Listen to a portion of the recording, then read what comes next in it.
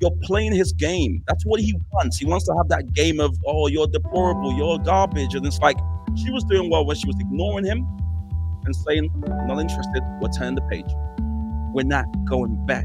We're not going back. But unfortunately, he's now got her. And I think she's going to lose.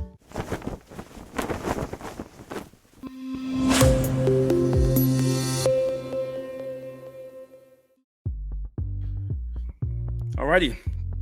Okay, so welcome to a new episode of Moving Parts. We have been away for a few weeks because we were waiting to the final stretch, and we are indeed in the final stretch. Depending on when you watch this video, election day might be tomorrow.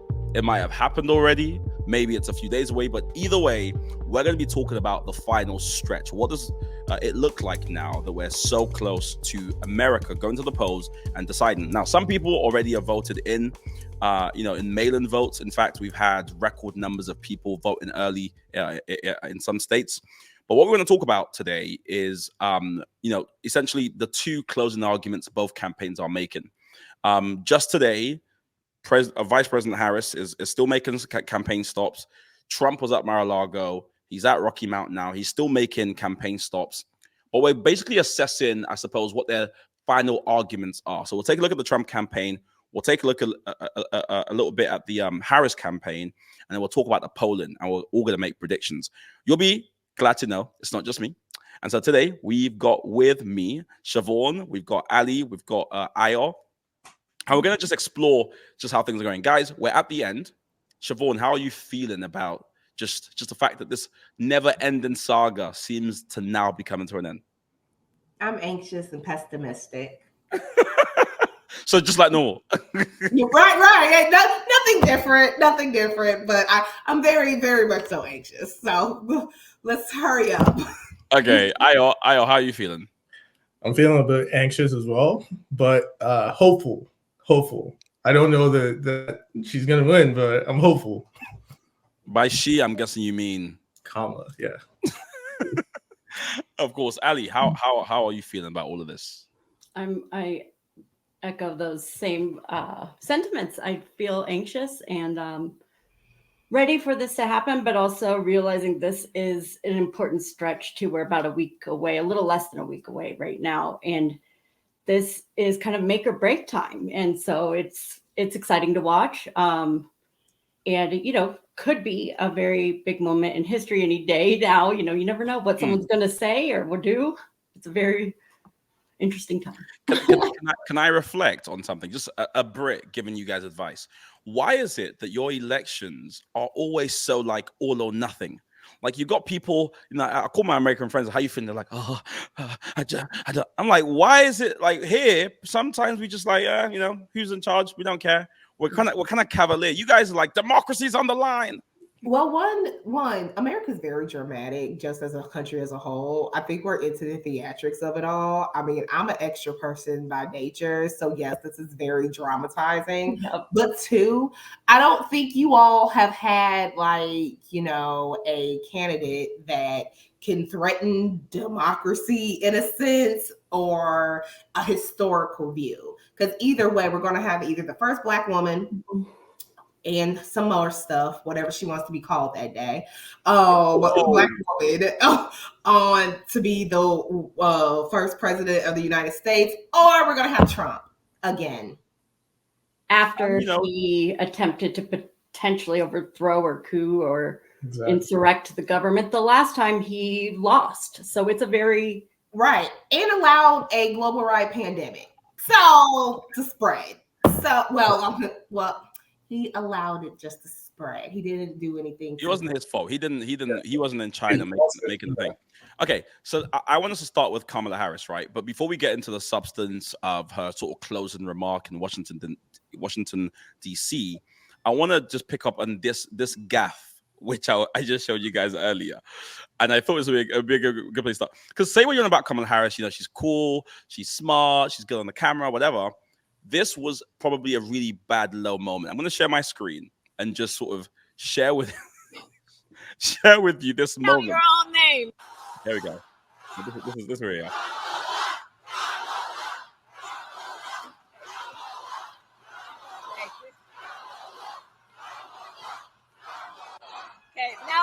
each of you to shout your own name. Do that. It's about all of us. It's about all of us. And listen, I have fun. Okay, everyone shout your own name. It's about all of us. What do you think about this? This. It's no. But Oh, I'm sorry. I was gonna say that she shouldn't. It's a no. Just don't. Just don't do it. yeah, I wouldn't say it was a gaffe. It was an awkward moment. It didn't land. So just don't use that again. It's like a comic trying stuff out on stage. Not every bit is going to work. Like, say, the Kill Tony gentleman that decided to do the Puerto Rico joke. I think that didn't land. And I think that one has much bigger impact on. No, I'm thinking though, Ali, what do you think she expected to happen in her head when she said thousands of people should all shout their own name? I'd say she was probably expecting like more of like cheers or like just the crowd to be more riled up. She was trying to ride the wave as it were. She's your typical person who doesn't necessarily want the spotlight. It's not about me, guys. It's about all of us. It's about democracy. That's what she was going for. I was like that one guy that was saying, "Leave Brittany alone. You leave her alone, Mike." Right. She's a little bit awkward camp counselor. You know, oh, come on, you guys go. It's kind of cute and awkward, innocent. I mean, I think very harmless compared to the gaffes we see on the other side. If we're going to compare, if we're not going to compare, I would just say, yeah, scratch that one. Try, get your speechwriter to come up with something different. That'd be a difficult thing for everyone to chime in with their own name. If they've never done it before, it does sound Michael, Nicole, right? America, cool. We're all different. We're gonna talk about the gaff from the other guy in a minute, but just to pick up on a more important moment, which is Kamala Harris sort of sharing again her final pitch. Let's watch a bit of that, and then we'll talk about just how well this landed. We know who Donald Trump is. He is the person who stood at this very spot nearly 4 years ago and sent an armed mob to the United States Capitol to overturn the will of the people in a free and fair election. An election that he knew he lost. Mm-hmm. Americans died as a result of that attack. 140 law enforcement officers were injured because of that attack. Mm-hmm.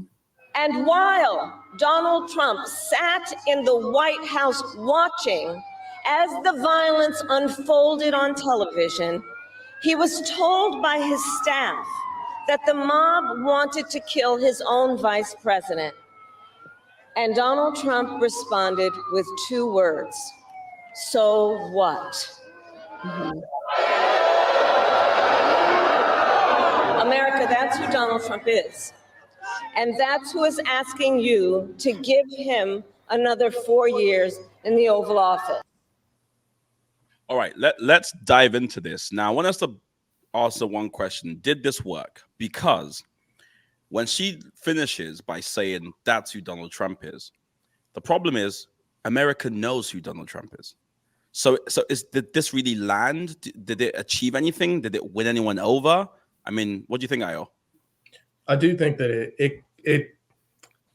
it's stoking the flames within our own echo chambers about these things, because we get riled up knowing that excuse me, he said these things and he's done these things and he's actively coaxing the flames, like pushing people over the edge of at the cost of like immigrants who come here illegally. He demonizes them. So you kind of already, like you mentioned, America knows who he is. So it's like we're in our echo chamber. We're just saying the same things, and it does put people into action. But all they can do right now is vote, and they're going to vote for her.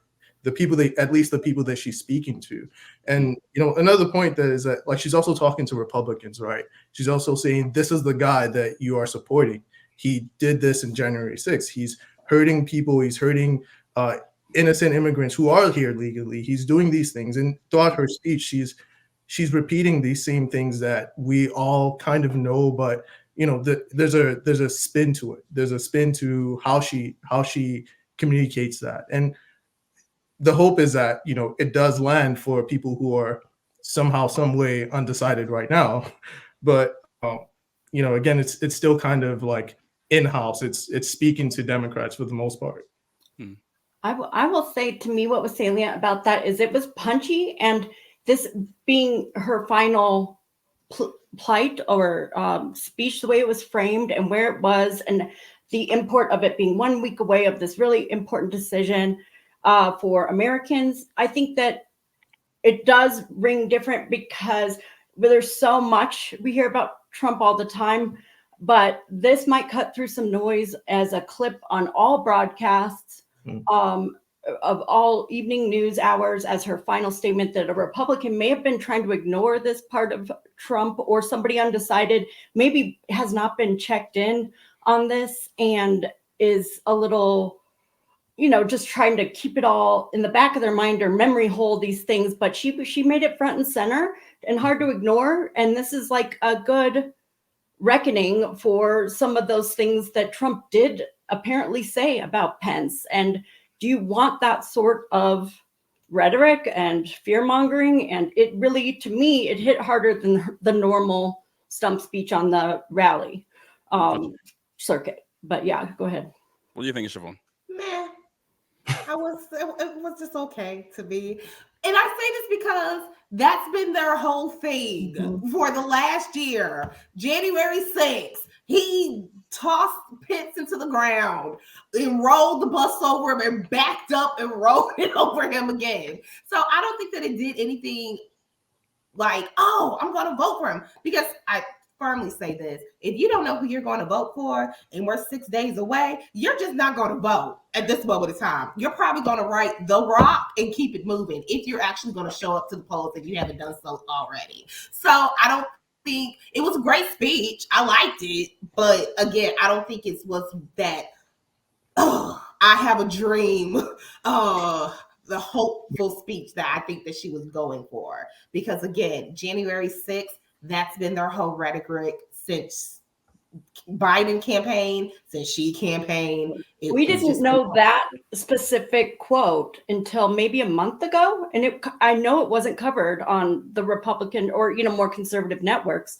So to me, but that one thing he said, it came out in actually Jack Smith's report, longer indictment, because Trump got immunity, quote unquote. So we had to redo the indictment. So we made a superseding indictment for his election, insurrection, all of the things that you and I well know about. He made that quote front and center. Basically, that was one of the bombshells of his report about a month ago. So I think that quote in particular does show how insensitive Trump was that day in his frame of mind, which to me, we did not as much know until we got that report.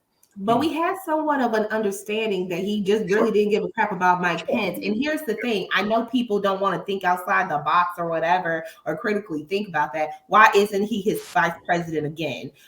The way that he was treated during January 6th, no, we didn't know that he says, oh, who gives a crap about Pence? That's kind of new. But we kind of knew that at January 6th, once Mike Pence spoke out about just concede, we all knew that it was pretty much downhill between him and Trump.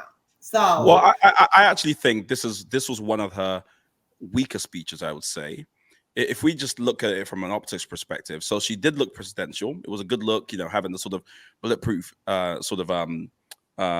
screen, even though no one's ever attempted that in her life, it was still there. The sirens in the back was sort of, ominous. It was ominous. It was like, what's going on here? This felt different. So I was like, okay, this is cool. I was like, this is a good, nice setup. However, when she did start speaking, I think she sounds tired. And what I mean by that is, you would have thought by now she would have honed this speech and got into this really, really sort of, good or powerful way of riding the wave, really letting the audience scream and shout and riding. Something that Trump actually does pretty well. But there was a few times she was cutting them off. She stumbled over quite a few words. There were some words that she had to repeat. She said robust, and she had, I meant robust. And she just, all of that, I'm saying, when you paint it against like Obama's final speech in 2000, I mean, there was something electric in the air. In fact, when she was in Atlanta, and you had Beyonce and Kelly Rowland speaking, like there was a bit of electricity in the air. It felt a bit flat this time around, and this is my big issue more generally with the with the Harris campaign. For some reason, they have allowed Trump to drag them into Trumpland. All they talk about is how bad Trump is. You're playing his game. That's what he wants. He wants to have that game of, oh, you're deplorable, you're garbage. And it's like, she was doing well when she was ignoring him and saying, not interested, we're turning the page. We're not going back. We're not going back. But unfortunately, he's now got her. And I think she's going to lose.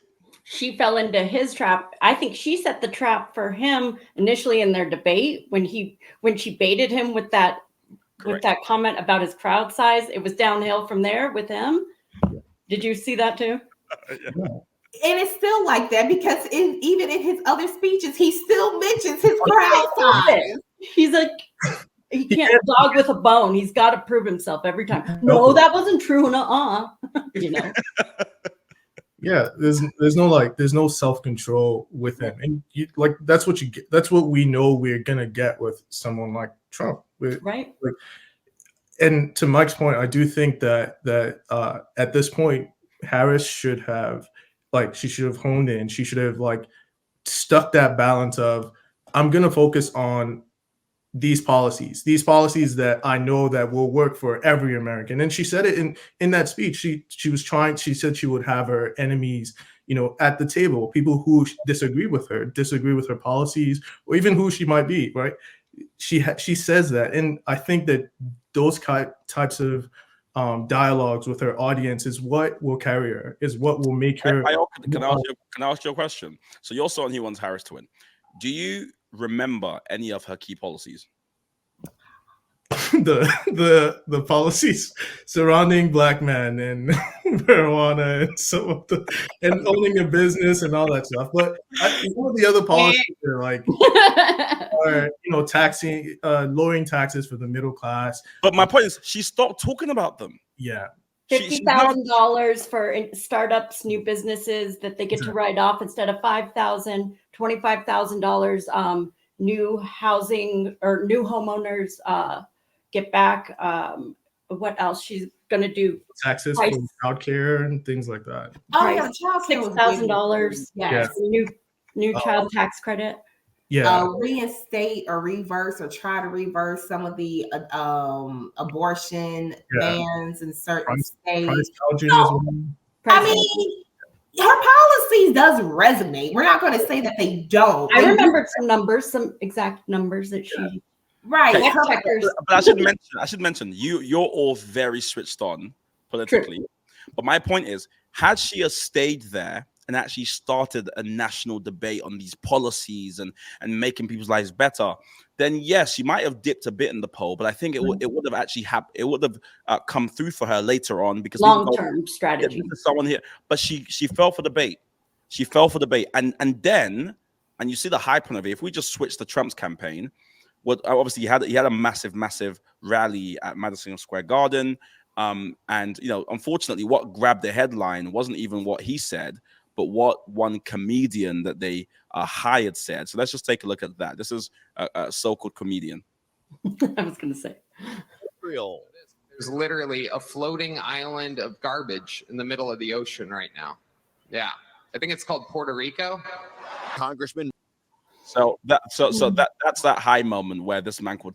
And I mean, what did you think about that? I mean, the funny thing is that wasn't even the only thing. We had all sorts of people calling Kamala Harris a son of a bitch, and I know. I mean, what's your take on that whole thing? I just find it funny that he held a rally in a city that he can't vote for himself in. I think that is hilarious to me. And why not? Why can't he vote? Remind everyone. Because, ladies and gentlemen, he's a convicted felon. Wow. So, in the said state, I find it so hilarious. And in the state where he is severely behind on. I just wanted to put that tidbit on there. I mean, But yet somehow she's unqualified too. What? And I really think that his speech is the same old Trump. And he didn't really do anything. He might have done something. And I will say this. The people who are sick and tired of this inflation, they're sick and tired of, having to pay $5 for a loaf of bread. I may be over exaggerating, but it might not be that far off. They're sick and tired of it. And the two things that I remember from his speech is immigration, immigrants, people from the Congos coming over here. And asylums, not asylum seekers, but people, they're dumping their mental institutes and asylum. Like prisoners. Coming over here. Which I think he got that confused. To this day, I still think he doesn't know what asylum seekers are. And I think he's gotten those confused. I'm not kidding. And I think he's just had to go with that because he said it one time. And then he was like, and but it's to his point, half of America doesn't even know that. People don't know, like I say, half of America doesn't know how the asylum seekers or the different laws for that. So to his point, he's just feeding into his audience and his fear mongering over it. You're and right. then he did talk about the inflation. Now I find it really funny and ironic that, how he talks about inflation when he calls it. If you did when you caused it, you handed out free checks first. You're the person who told us to stop paying our student loans. But please don't come to me about that. Ran up our debt like crazy. Right. So I'm hearing you. You didn't really like what you saw from Trump. He was rambling. Like I said, there was about 15 minutes of actual stuff, some nuanced stuff, and it was about 45 minutes of him rambling. But they don't call it rambling; they call it the weave. Yes, it's the and weave. he does it like this, like a woman's body when he says it, and it creeps me out on Joe Rogan when he was like, "I do the weave." I was like, "Don't ever make that." What were you gonna say? Like that to me, even not even aside from the other speakers who are calling, the Democrats Jew haters, degenerates, so on and so forth. That statement of Puerto Rico is trash, definitely, or as the trash in the ocean, is tasteless. It's very classless, right? And why wouldn't you expect people to get offended by that? Puerto Ricans, more importantly. And it's hilarious that they're distancing themselves and saying, and I heard once that Donald Trump doesn't represent Donald Trump's views. Debatable, but like things like that. And like Siobhan mentioned, there's a whole lot of rambling, and it's somewhat of the same thing. Strong military, strong borders, demonizing immigrants, whether illegally or legally here. Yep. It's very, it's very typical of Trump. And I put this down in my notes, but I think both sides make this statement of, we got to be better than all the other countries in the world. Both parties do this, but it's kind of hilarious to me when I think that like every country is trying to beat the other. So shouldn't the other countries be allowed to compete in one way or another in their economy being strong, in their social structures being strong, and have that pride? And just to me, it's just my personal opinion about it. I just think that it's hilarious that sometimes when America wants to be first in all the things, it's impossible. America has the best military in the world. That's well known across the world. And both Republican Party and Democratic Party can boast that and hold that as kind of like a thing of stature in the world. Point of pride or whatever. Well, yeah. One of the things in his speech that I thought was really interesting was him talking about the tariffs that he will impose on export. Oh gosh. Interesting is one word. And I think, and I'm not an economist by no means sense of the world, but I do not know how the country or would survive if we are not allowed to trade or have people import and export out, for the simple fact that that's literally how we, make our millions and our trillions of money, by importing and exporting. So I don't know if we will be functionally as a country able to survive if we're just doing it in-house. Because if it was that simple to make goods in-house, why did we stray away from it? Right. Because it was more cost effective to outsource. I think that's what businessmen and women made those decisions independently to do that for their own businesses. And now he wants to come in. Yeah. Including Trump himself. Exactly. Towers, people who buy his name or want to brand buildings as Trump buildings. Yes.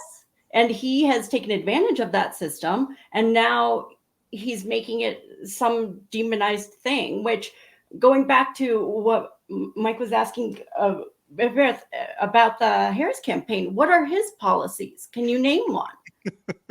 Immigration. No tax on tips. No tax on tips. Okay. I want us to bring this all together, because we've looked at both campaigns, and I mean, to all you folks in the room, it seems as though there's one clear way you're thinking. However, let's look at the polls. Okay, Pokemon, go to the polls. Let's look at the polls. The polls show, if you could just see my screen here, if we're looking at all, so this is as of when we're recording this. Of course, it's always changing. These are some of the swing states. There's 93 college votes, electoral college votes available. You need 270 to win, as some people may know.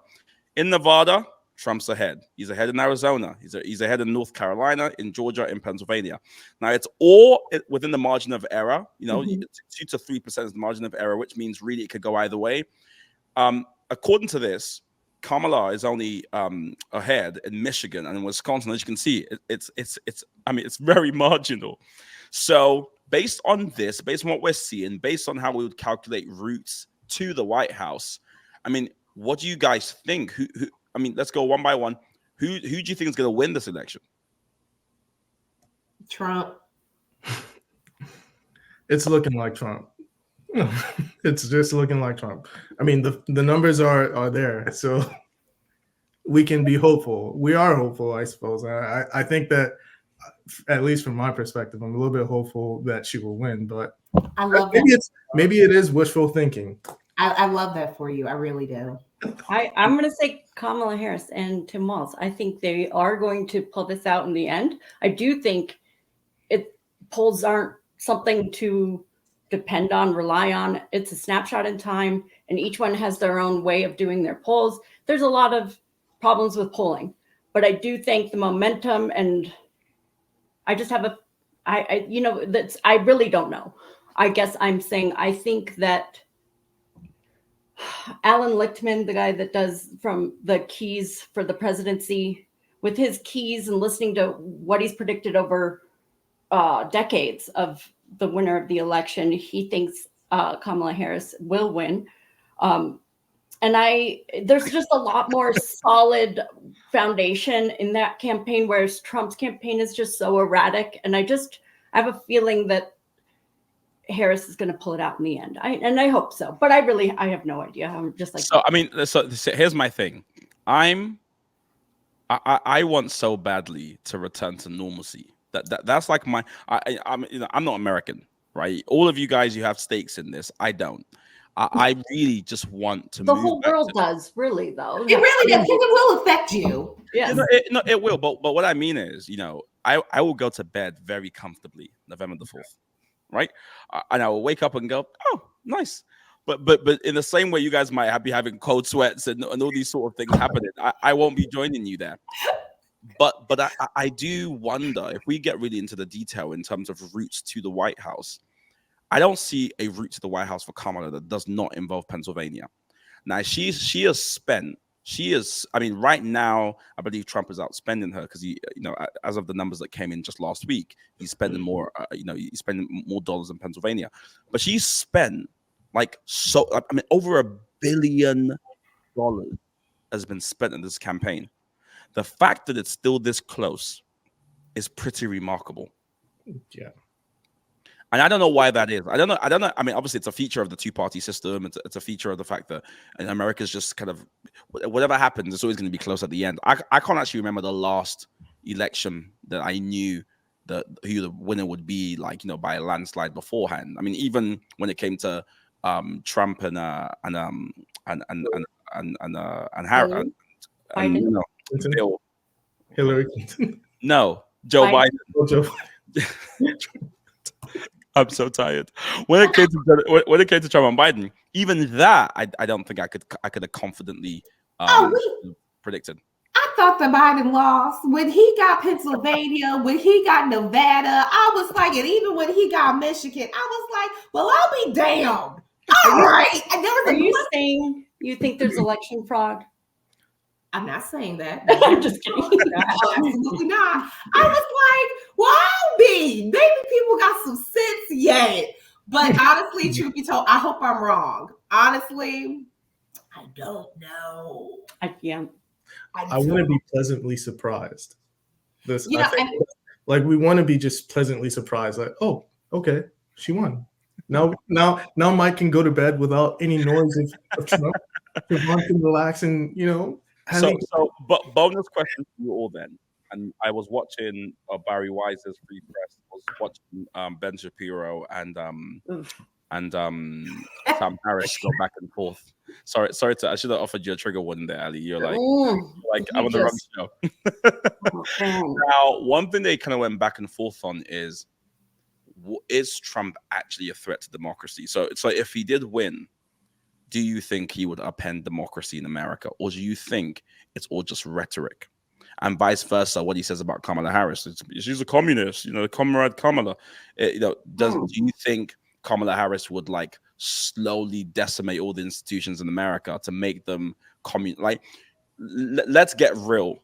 After November the 5th, there'll still be an America, but I just want to get your prediction. What will that America feel like, and what do you think will actually happen in either of their presidencies? We'll start with you, Ali. What are you thinking?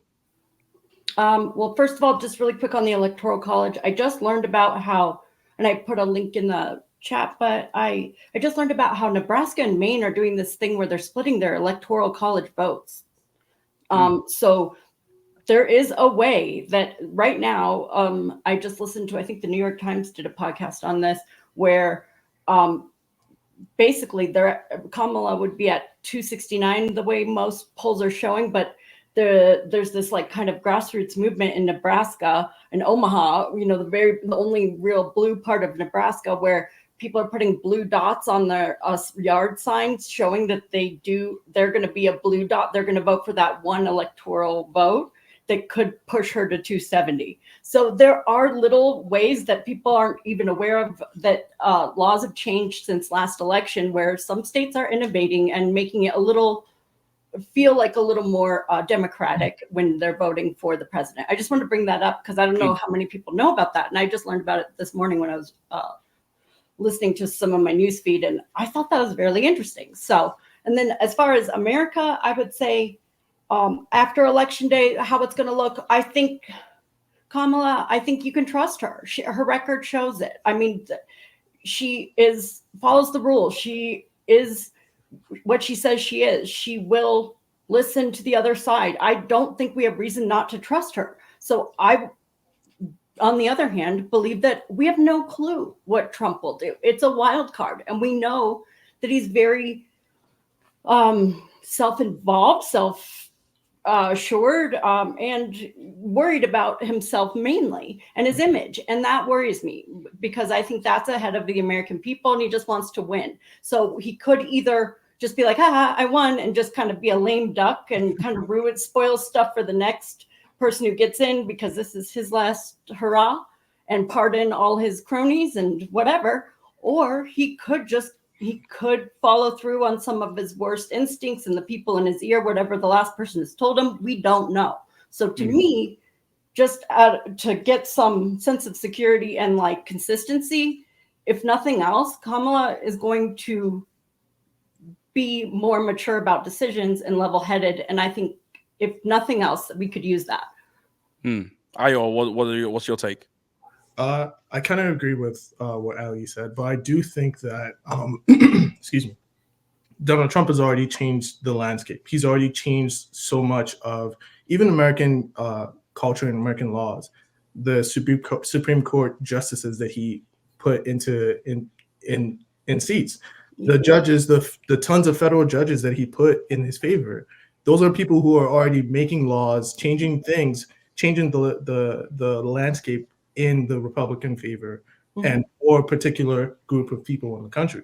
So I do think that that's kind of how America will look like, because they've already made pardons for people who are.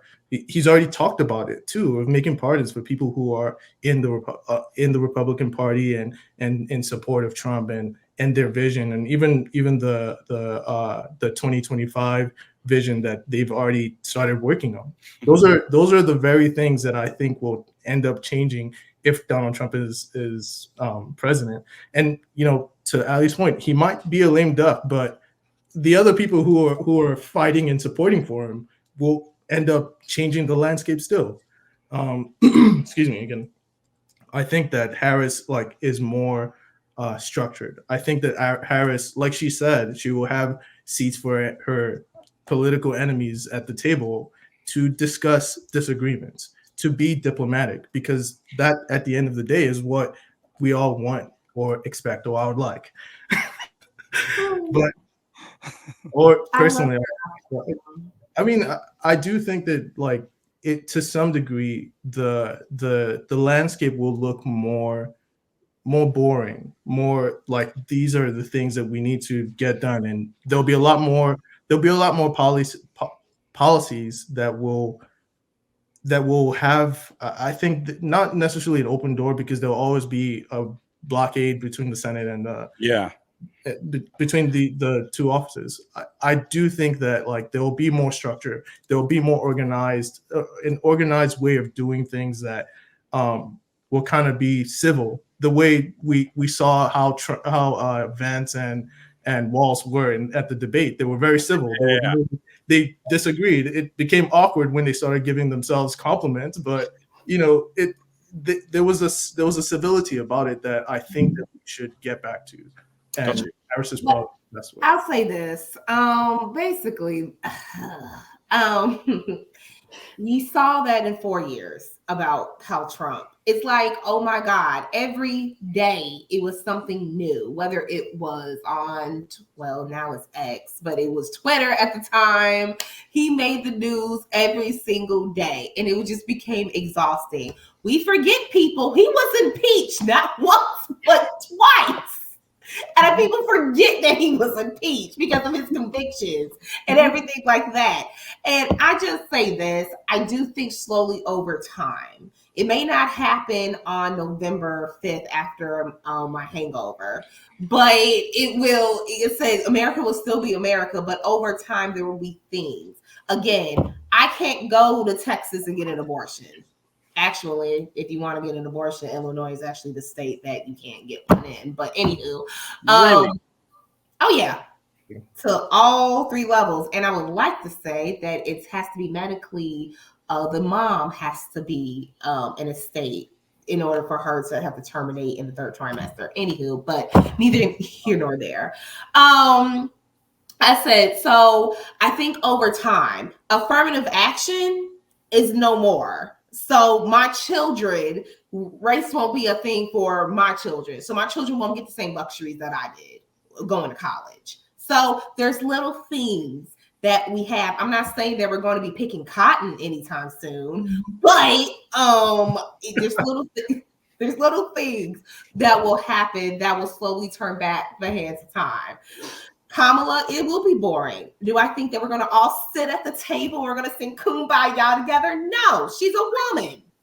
I said, Putin's not going to want to sit at the table with her.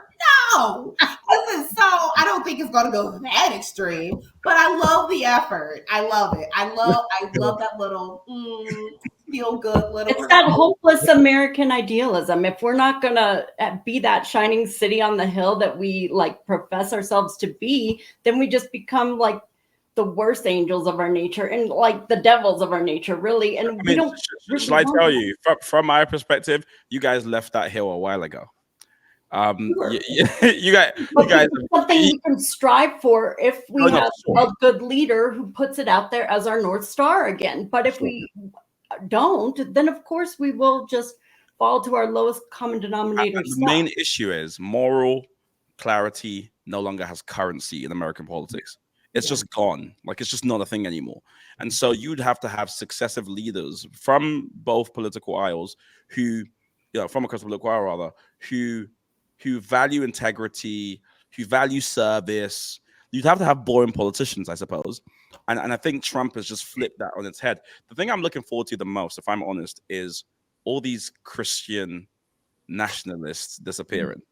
Like I just need them gone. These God, I'm seeing Paula White back again. She's after all the angels from Africa have left. She's back now, kind of telling us all about this is Trump's chosen. God's chosen us, and if you're not Christian, you have to vote. Let's just that's what I'm looking forward to. Is just having a time where these guys go back to their houses, go back to their churches, and like just stop the nonsense. But we'll be watching closely, of course. I mean, for what it's worth, if you're in America and you're listening to this, go vote. Don't boo. Don't boo. Don't boo. Vote. I'm in Colorado, and it's it's close. I'm actually where I'm living right now. I've lived in Denver my whole life, but right now I'm in Lauren Boebert's district potentially. Yeah. And so it's strange to be, but I'm not gonna say who I'm voting for, but it's probably not gonna be her. Sorry. So it's wild. Vote. On that note, we're gonna say, just let us know in the comment section. I mean, do you disagree? Do you agree? I do want us to have more Trump supporters on here. I think maybe election night we'll try and find some really pro-Trump people. I can play devil's advocate, but I actually want to be God's friend rather than devil's advocate for this election. Probably the better side to be on, yeah. So please let us know in the comment section what you think, and we will see you in the next one. All right, take care, guys. Thank you.